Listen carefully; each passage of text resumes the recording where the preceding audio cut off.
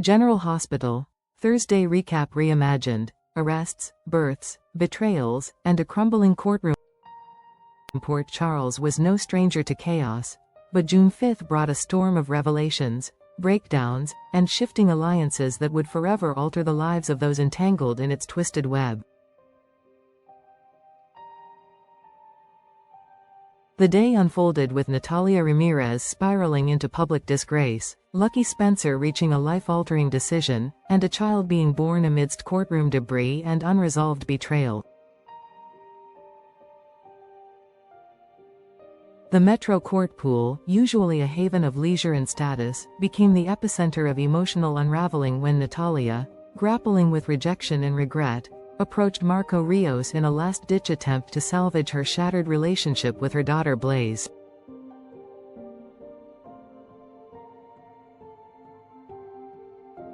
She yearned for reconciliation and a chance to join Blaze on tour, believing that music might heal the rift between them. But Marco, still smarting from past betrayals, had little patience for Natalia's renewed dramatics. He called her out, not just for her past with him but for how she responded when his sister exposed secrets Natalia desperately wanted buried.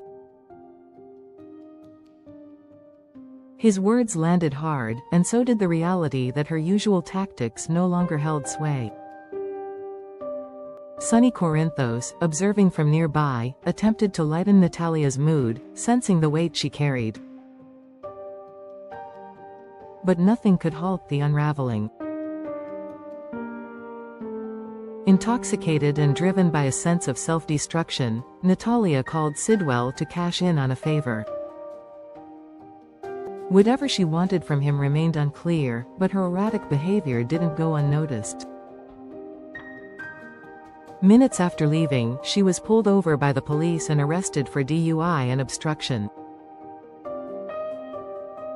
Her public fall from grace, played out in handcuffs, was a vivid portrait of a woman clinging to the last threads of her former influence. Meanwhile, Marco found a quieter moment with Lucas Jones by the pool. Their conversation drifted to family, as Lucas offered a compassionate lens through which to view Natalia. But even as they drank and reflected, the sense that bigger storms loomed ahead for them all lingered like humidity in the summer air. Across town, Curtis and Portia attempted a fragile ceasefire in their crumbling marriage. With family gathered, including Trina, who introduced Kai Taylor to Marshall Ashford, it seemed, for a fleeting moment, that peace was possible. Kai spoke optimistically about returning to football, grateful to Drew Kane for helping him reclaim some purpose. But that hope was undercut by deeper tensions. Curtis privately admitted to Marshall that he was suspicious of Drew's motivations and had made plans to pay Jacinda for a false statement implicating Drew in drug use.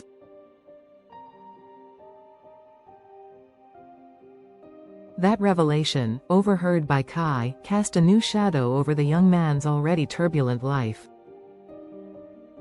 Simultaneously, in an office cloaked in authority and secrets, Maxie Jones brought troubling news to Sonny and Jason. Her business interests with Sidwell had tied deception to a man of murky intentions, but more pressing was the deeper threat: Professor Henry, Hank, Dalton. Anna Devane had grown increasingly alarmed by Dalton's covert actions, and despite Jack Brennan's attempts to downplay the situation, it was clear something sinister was brewing. With Jocelyn Jacks involved in Dalton's research, Jason had no choice but to ally himself with Anna. Jocelyn, meanwhile, unknowingly fed Brennan information on Sidwell's funding ties. When Brennan cautioned her to play dumb if Anna inquired, it was the clearest signal yet that he was part of something far darker. Back in the courtroom, the air thickened with tension. Rick Lansing, ruthless and unrelenting, attempted to redirect the custody narrative, painting Michael Corinthos as the first to betray trust through an alleged affair with Sasha Corbin. He even insinuated that Michael had paid Sasha to stay quiet. But Sasha, unwavering in her defense, declared no money had exchanged hands. Her words, however, were soon overtaken by physical urgency. Labor hit, hard and fast, right on the witness stand. In a stunning turn, the courtroom became a delivery room. With no ambulance in sight, Willow stepped up with calm determination. Guided by instinct and love, she delivered Sasha's baby on the floor of the courthouse as Michael held Sasha's hand, offering words of support and comfort. As the baby's cries echoed through the halls of justice, everything else seemed to stop.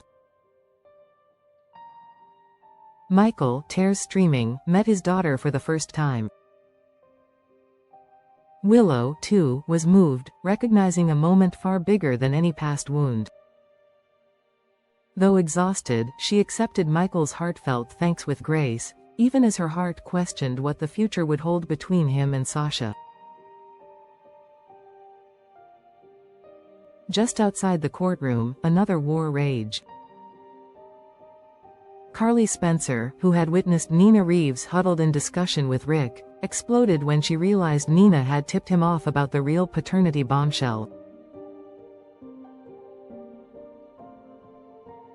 The betrayal seared through Carly, and she didn't hesitate to retaliate.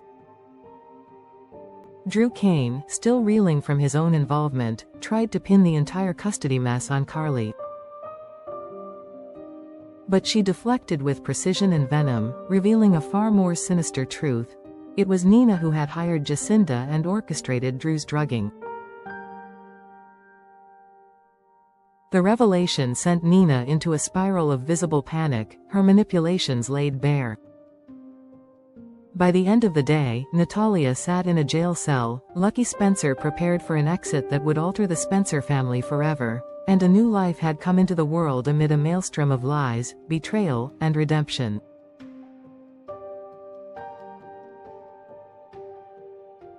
Port Charles had always danced on the edge of scandal, but June 5 proved that even in a city accustomed to chaos, there were still days that could shake the earth beneath their feet.